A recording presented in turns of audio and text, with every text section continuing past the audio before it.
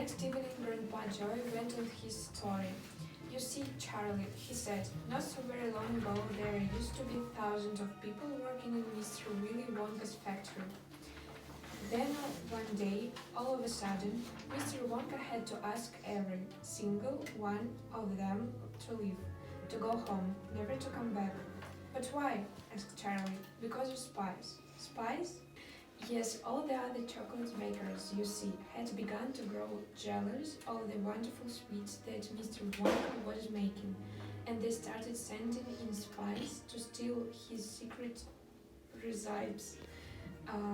The spies took jobs in the Wonka factory, pretending that they were ordinary workers, and while they were there, each one of them found out exactly how a certain special thing was made. And did they go back to their factories and tell? Asked Charlie. They must have, answered Grandpa Joe, because soon after that, Fickelgruber's factory started making an ice cream that would never melt, even in the hottest sun. Then Mr. Prodnose's factory came out with a chewing gum that never lost its flavor, however much you chew it. And then Mr. Slugworth's factory began making sugar balloons that you could blow up to huge sizes before you popped them with a pin and gobbled them up. And so on and so on. And Mr. Willy Wonka saw his bird and shouted, "This is terrible, I shall be ruined. There are spies everywhere, I shall have to close the factory." But he didn't do that, Charlie said. Oh yes, he did. He told all the workers that he was sorry, but they would have to go home. Then he shut the main gates and fastened them with a chain.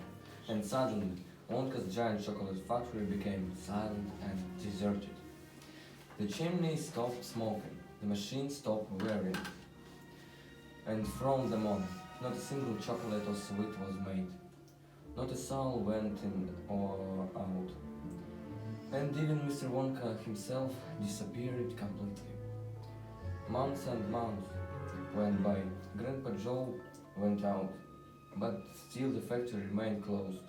And everybody said, "Poor Mr. Wonka, he was so nice, and he made such marvelous things. But he is finished now. It's all over." Then something astonishing happened one day early in the morning. In columns of white smoke were seen to be coming out of the tops of tall chimneys of the factory. People in the town stopped and stared. "What's going on?" they cried. "Someone lit their furnaces. Mr. Wonka must be opened up again." They ran to the gates, expecting to see them wide open, and Mr. Wonka standing there to welcome his workers back. But no, the great iron gates were still locked and chained as securely as ever, and Mr. Wonka was nowhere to be seen. "But the factory is working," the people shouted. "Listen, you can hear the machines. They are all whirring again, and you can smell the smell of melting chocolate in the air." Grandpa Joe leaned forward and laid a long bony finger on Charlie's knee, and he said softly, "But most mysterious of all, Charlie, were the shadows in the windows of the factory. The people standing on the street outside could see small dark shadows moving about behind their frosted glass windows." "Shadows of whom?" said Charlie quickly. That's exactly what everybody else wanted to know. "The place is full of workers," the people shouted, "but nobody's going in. The gates are locked. It's crazy. Nobody ever comes out either." But there was no question at all, said Grandpa Joe, but the factory was running, and it has gone on running ever since for these last 10 years. What's more, with chocolates and sweets, it has been turning out to have become more fantastic and delicious all the time. And of course now when Mr. Wonka invents some new and wonderful sweet, never Mr. Fickelgruber, nor Mr. Prodnose, nor Mr. Slugworth, nor anybody else is able to copy it. No spies can go into the factory to find out how it is made. "But Grandpa," cried Charlie, "who is Mr. Wonka using to do all the work in the factory?" "Nobody knows, Charlie." "But that's absurd. Hasn't someone asked Mr. Wonka? Nobody sees him anymore. he never comes out. The only things that come out of that place are chocolates and sweets. They come out through a special trapdoor in the wall, all packed and addressed, and they are picked up every day by post office trucks. But Grandpa, what sorts of people are they that walked in there? My dear boy, said Grandpa Joe, that is one of the great mysteries of chocolate making world. We know only one thing of them. They are very small, faint shadows that sometimes appear behind the windows, especially late at night when the lights are on.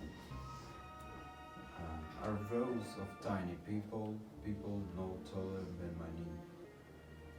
There aren't any such people, Charlie said. Just then, Mr. Bucket, Charlie's father, came into the room. He was home from the toothpaste factory, and he was waving an evening newspaper rather excitedly. Have you ever heard the news? He cried. He held up the paper so that they could see the huge headline. The headline said, Wonka factory to be open